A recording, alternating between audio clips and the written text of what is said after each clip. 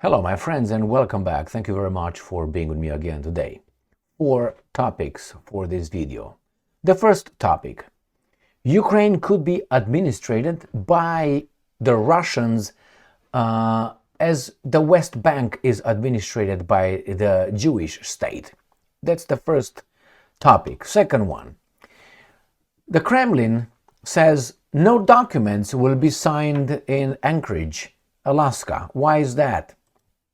Third one: Trump-Zelenskyy Putin summit could be held in Turkey. And then Trump, because he's in charge, decided, or he says at least, European leaders may be invited to potential meeting with Zelenskyy and Putin. So see, Trump is like the master of the, ceremony. He's the guy who's just preparing everything. He's in charge, okay? All right, these are the four topics. Let's start with the first one, which is the management of or occupation of Ukraine, independent. The US and Russia suggest West Bank style occupation of Ukraine. Russia would have, let's get the druggie out. All right.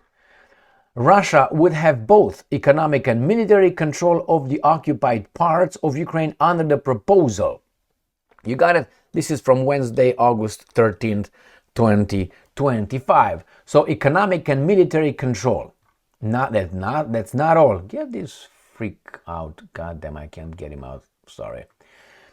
The US and Russia are set to suggest a quote-unquote West Bank style occupation of Ukraine as a way of ending the war. According to the London Times, under the proposed plans, Russia would have both economic and military control of the occupied parts of Ukraine, utilizing its own governing body, mimicking Israel's control of Palestinian territory taken from Jordan during the 1967 conflict. Under the US resolution, I think that must be done, because every territory that you take via war, you have to return it back after the hostilities end. There's no hostilities, still there.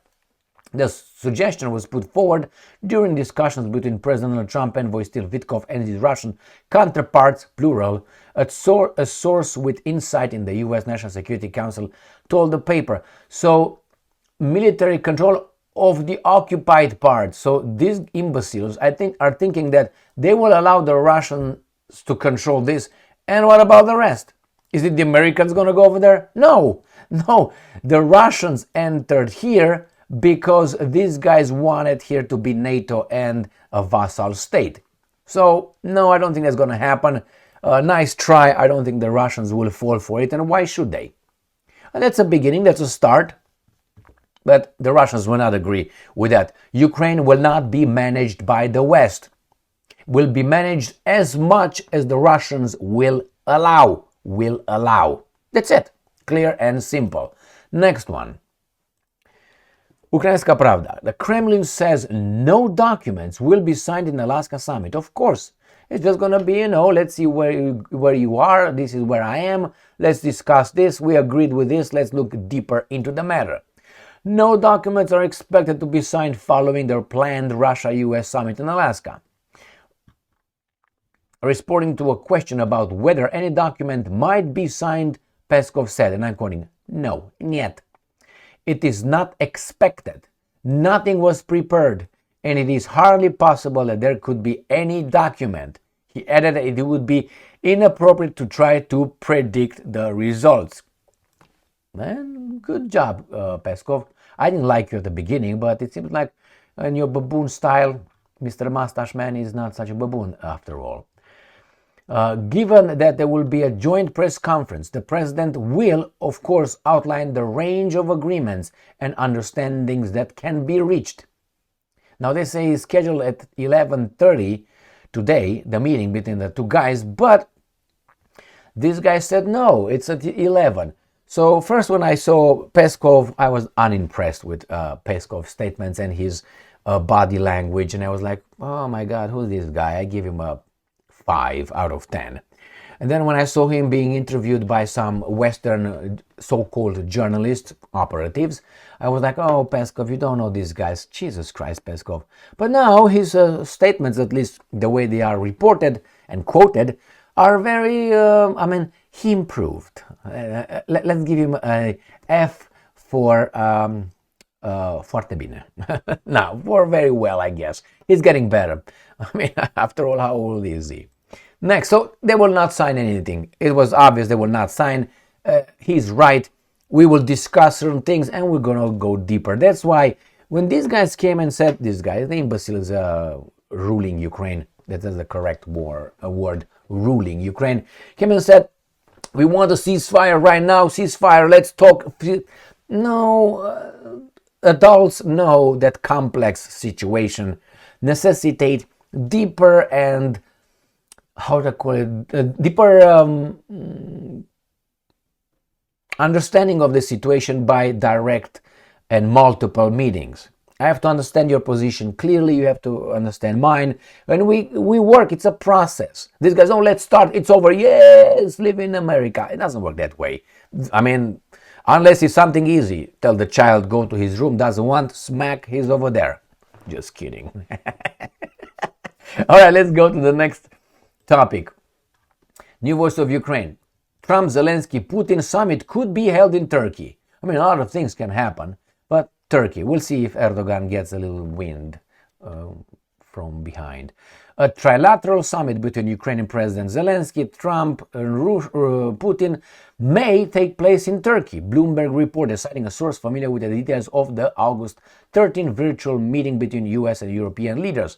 Turkey was mentioned as one of the possible venues for a trilateral summit between Trump, Putin, and Zelenskyy. If the meeting does indeed take place. All right, that's excellent, good. Turkey is a good place, we'll find out. And Trump may invite the European leaders. So, Trump, European leaders may be invited to potential meeting with Zelenskyy and Putin. To do what? Bring the coffee, set the air conditioning, and so on, right? US President Donald Trump said on Thursday, 14th of August, the European leader might also take part in a meeting he hopes to arrange between Ukrainian President Zelenskyy and Putin. This is what he says. We're going to have a meeting with President Putin, President Zelenskyy, myself, and maybe we'll bring some of the European leaders along. Maybe not. Thank you very much. You gave us everything. Are you coming to the meeting? I might come. I might not come. Ooh, so unpredictable. What other options are? Yes? No? In between? Jesus Christ, this guy. And it says, we'll see if they can get along. I thought the easiest one would be this one. It's actually the most difficult. Talking about the meeting with Putin. And then if things go okay, then we're going to move to the next one. See? Trump is not a baboon in this situation. He knows that multiple negotiations are needed, and they don't have to go like that. They can go like that, all right? But up, down, but a straight, kind of like a up direction. I hope that's going to happen, but I don't have good news for the Ukrainian nation, which will be under occupation. And it's going to be probably a Russian occupation with some oversight from the Americans, and that's it. It's a trade. These guys, they always, when the elephants fight, the grass is the one that actually gets fucked. So here, the grass is Ukraine. Thank you very much for being with me again today. Regarding inviting these guys, yeah, why not? Putin is always, bring them on, bring them. But the problem is facts, actions, not words. Remember, the Europeans, we had France and Germany, Hollande, remember the president of France, and Angela Merkel. They agreed to have Ukraine implement the Minsk agreement too, from 2015, and they didn't. And they lied to Putin. They were actually arming Ukraine for that. Instead of implementing what they signed, it was a legal binding document. And they lied. So Putin said, I'm not going to trust the West. ever again. Well, it's kind of late. He's 71, so if you reach this conclusion now only, I don't know what to say. I don't like that. But at least better later than never. Stay strong, stay smart, look for the truth, and be just.